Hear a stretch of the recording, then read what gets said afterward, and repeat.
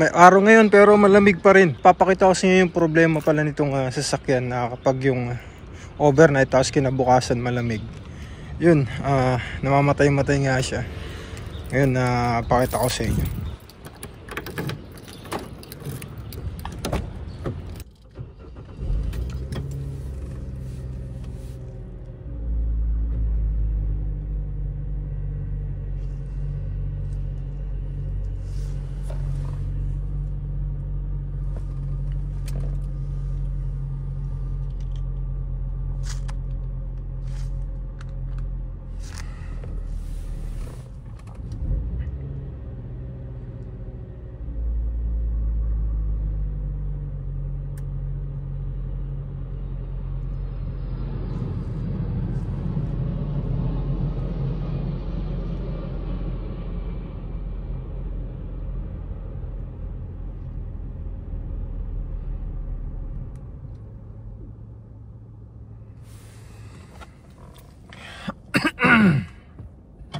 Okay, nag-leave ako ngayon sa trabaho kasi nga kaninang umaga itong sasakyan.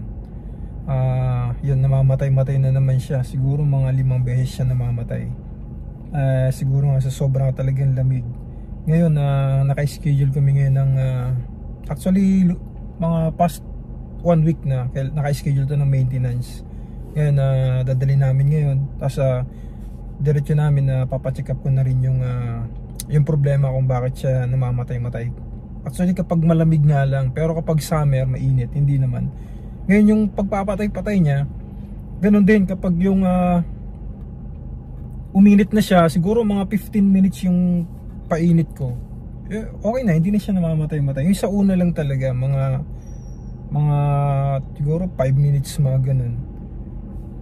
Siguro mga 3 hanggang 5 beses talaga siya namamatay. Minsan niya yung pag asin hindi pa rin talaga siya mainit, pag minanayo ko na sa labas ng kalsada, pag nag-stop sa stoplight, yun, namamatay.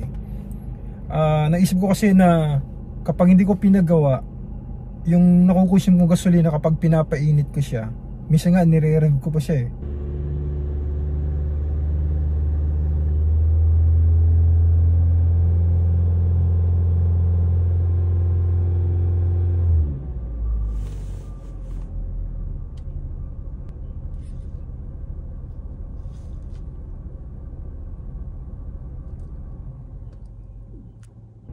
para lang uminit ka agad. Hindi ko alam kung tama yung ginagawa ko. Sayang sa gasolina. Yan.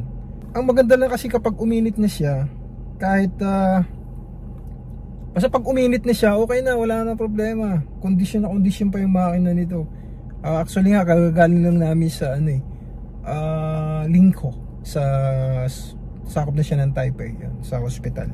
Bali, nagpa-check up din kasi ako. Ayun, high blood, tsaka meron akong gout. Yun. Okay naman siya, maganda naman. Sa expressway, okay naman siya. So from here, punta na kami mamaya sa shop. Tapos half day lang ako ngayon. Iiwan ko din sa sasakyan. Tapos hindi ko alam kung bukas, kasi bukas Thursday ngayon, bukas Friday. Hindi ko alam, sana maayos nila before Saturday, para kasi Saturday ginagamit ko pa rin itong sasakyan. Natin ko yung anak ko sa school So dito na kami. Ito yung shop. Tapos yung asawa ko, yung asawa ko, mamaya after dito magpupunta na ako.